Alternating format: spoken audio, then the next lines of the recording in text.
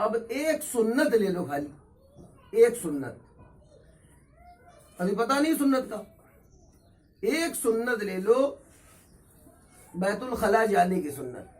ہم کو صرف اتنا معلوم ہے، صرف اگر سنت کے لیے بات کری جائے تو صرف اتنا معلوم ہے کہ بایاں پیر رکھ کر اندر داخل ہونا، اندر جانے کا طریقہ نہیں پتا. بیت الخلاء جانے کی سنت، سب سے پہلا کام کہ پہلے دعا پڑھ لے، پھر بایاں پیر اس کی دہلیز پر رکھے، پھر داہنا پیر اپنا اندر سیٹ پر، جس پر داہنا پیر رکھنا ہے اس طرف رکھے، اور پھر بایاں پیر بائیں والی سیٹ پر رکھے. سمجھ میں آ گئی؟ یہ ہے طریقہ. اب اندر کا طریقہ تو پتہ نہیں، بس بایاں پیر رکھ کے اندر چلے آنا. بہت سے لوگ بایاں پیر رکھ کے پھر اندر بھی بایاں پیر سیٹ پر رکھتے ہیں. جو سنت طریقہ ہے وہ آنا چاہیے ہمارے اندر. اب جب سنت نہیں آئے گی تو سمجھ میں نہیں آئے گی بات کو. میں بار بار کہہ رہا ہوں، جیسے فرائض نماز، شرائط نماز اور واجبات نماز، ان کا یاد کرنا بہت ضروری ہے. خود بھی یاد کرو اور دوسروں کو یاد کراؤ. دیکھو تمہارے ماں باپ ہیں، وہ تمہاری محنت کرنے پر، تمہاری تعلیم پر خرچ کرتے ہیں. جب تم تعلیم یافتہ ہو جاؤ، جب تم دین کی بات یاد کرو تو اپنے ماں باپ کو پہلے یاد کراؤ. ان کا حق ہے.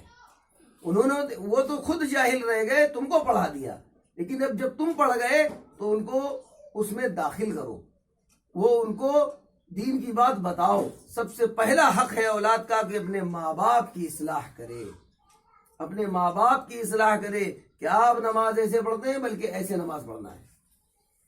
اب بیت الخلاء کی سنت کا طریقہ پتہ چلا کہ کیسے جانا ہے. تو یہ جب سنت ادا ہوگی تو یہ ہماری 24 گھنٹے کی عبادت بن جائے گی کہ ہم کو سونا کیسے ہے سنت کے مطابق، کھانا کیسے ہے سنت کے مطابق، بیت الخلاء جانا کیسے ہے سنت کے مطابق، بیت الخلاء سے نکلنا کیسے ہے سنت کے مطابق. اب جیسے ایک چیز سب کے اندر رائج ہے، غسل. زیادہ تر گھروں کے اندر ایک لفظ ہے، غسل الگ چیز ہے، نہانا الگ چیز ہے. زیادہ تر لوگوں کے اندر یہ بیماری ہے، تو پتہ ہی نہیں، وہ سمجھتے ہیں غسل ہاتھ دھونا اور کلی کرنا، ناک میں پانی ڈالنے کو غسل کہتے ہیں. ایسا نہیں ہے. عربی میں غسل ہے، اردو میں نہانا ہے، ہندی میں اشنان ہے، اور انگلش میں بات ہے.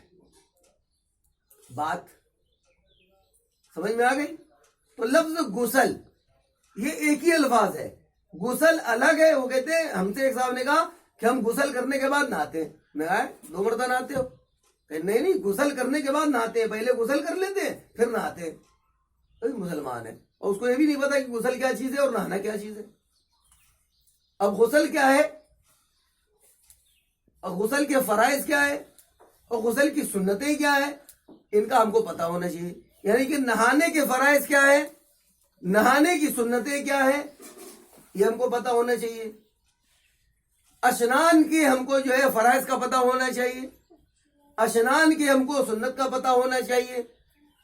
باتھ روم میں جانے سے پہلے باتھ روم کی تیاری کرنا ہے، نہانے سے پہلے ہم کو نہانے کی تیاری کرنا ہے.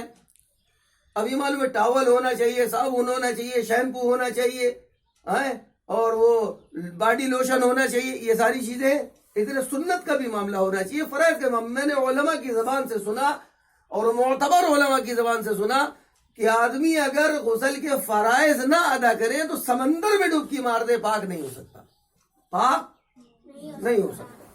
اب آپ غور کر لیجیے. اب فرائض کیا ہے؟ صرف 3 ہے. اسلام میں سب سے پہلے کیا ہے؟ پاکی کا ہونا. اب پاکی کہاں سے آئے گی؟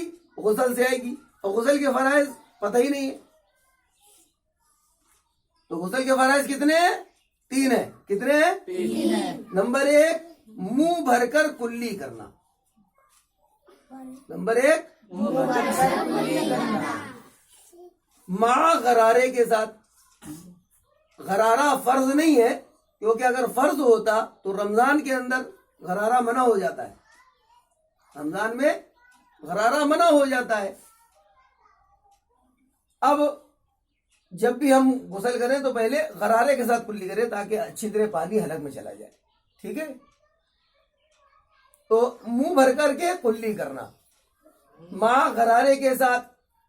نمبر 2 ناک کی نرم ہڈی تک پانی پہنچانا، اور نمبر 3 سارے بدن پر پانی بہانا، سارے بدن پر پانی بہانا۔ اب ایک بات یہاں پر آتی ہے کہ ایک بال کے برابر بھی جگہ سوکھی نہ رہے۔ اب آپ غور کرو کہ آپ کے بدن میں کتنی ایسی جگہ ہے جہاں پر پانی نہیں پہنچتا، کتنی جگہ ہے؟ ایک بغل، دوسرا توندی، دوسرا گھٹنے کے نیچے کا حصہ جو بینڈ ہوتا ہے، ان سب جگہوں پر پانی نہیں پہنچتا ہے۔ تو ان سب جگہوں پر اچھی طرح پانی پہنچانا، چھوٹے بڑے استنجے کو اچھی طریقے سے دھونا، وہاں پر بھی پانی صحیح سے نہیں پہنچ پاتا ہے، اس کا خیال رکھیں۔ سمجھ گئے؟ یہ سنت میں آ جاتا ہے۔ تو ہم کو اچھی طریقے سے غسل کرنا ہے، اچھی طریقے سے رگڑ کر، ہاتھ پیر منہ دھو کر، اچھی طریقے سے پانی ڈال کر اپنے آپ کو تیار کرنا ہے۔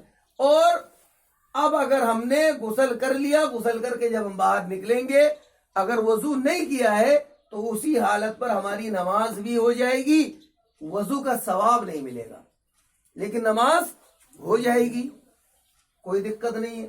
اب غسل آدمی کر لیتا ہے اور پھر مسجد میں جا کر وضو بناتے ہیں جو لوگ، وہ پانی زائد خرچ کر رہے ہیں، اللہ کے وہاں حساب دینا پڑ جائے گا۔ اتنا خیال کریں۔ پچھلے جمعے کو بتایا تھا کہ اگر فجر چھوڑ دی ہے، ایک تو چھوڑنا گناہ ہے، فجر چھوڑ دی ہے تو فجر اپنے گھر میں پڑھ کر مسجد جانا، مسجد میں پڑھ کر کے گناہ نہ لادنا اپنے اوپر۔ سمجھ میں آ رہی ہے؟ سب لوگ اپنے گھر میں فجر پڑھ کے پھر مسجد میں جا کر کے اپنا سنت پڑھ لو، بلکہ سنت بھی اپنے گھر میں پڑھو۔ ترتیب تو یہ صرف فرض پڑھنے امام کے پیچھے جانا ہے، سنت نفل سب اپنے گھر میں پڑھنی چاہیے، لیکن اب آدمی وہاں پڑھتا ہے۔ تو یہ جو فجر کی چھوٹی ہوئی نماز جو لوگ جمعے میں جا کر مسجد میں پڑھتے ہیں، یہ اپنے اوپر گناہ وہ گواہ تیار کر رہے ہیں اللہ کے وہاں۔ اب 100 50 200 آدمی وہاں پر رہتا ہے اور وہ اللہ سے کہے گا اللہ پاک یہ تو آگے فجر جمعے میں فجر کی نماز پڑھتا تھا، تو پھر اللہ تعالیٰ معاف نہیں کریں گے۔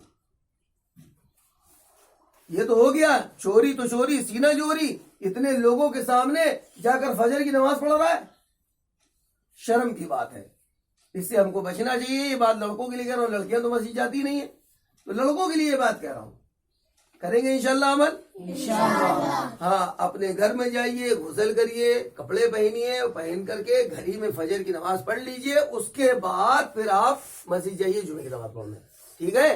اور جن لوگوں نے فجر کی نماز پڑھ لی ہے کوئی دقت ہی نہیں ان کے لیے، اپنا نہاؤ دو، تیاری کرو، جا کے مسجد میں نماز پڑھو، کریں گے انشاءاللہ۔ جائیے۔